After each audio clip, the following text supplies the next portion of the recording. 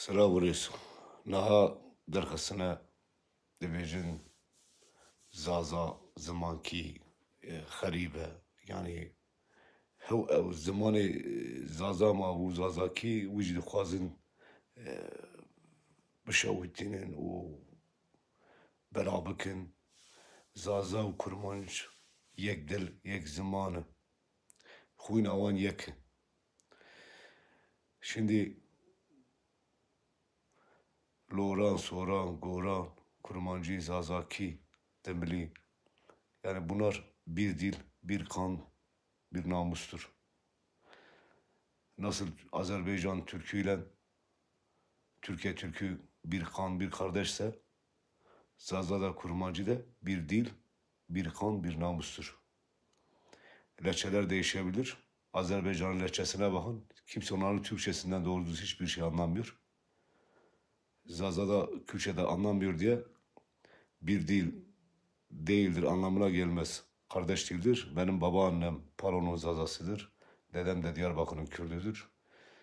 Zaza dili, Kürt dili birdir. Yani onu bile asimile etmeye çalışıyorlar.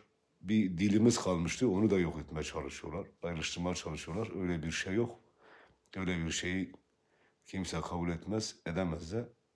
Bir dil bir halktır. Bir dil bir kimliktir.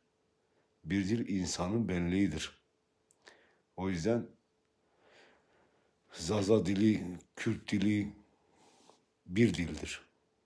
Sadece ismi Zazaki'dir, onun kurmancıdır. Lora'dır, Şehbiz'indir, Goran'dır vesaire.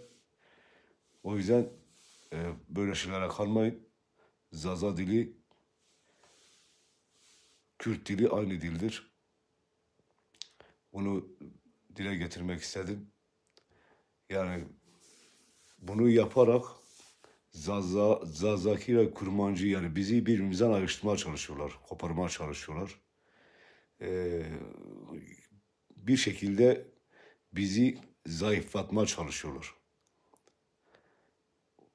O yüzden yine söylüyorum. Zaza Kurmancı, Şehbiz'in Lora Soran Goran. Bir dil, bir kan, bir namustur.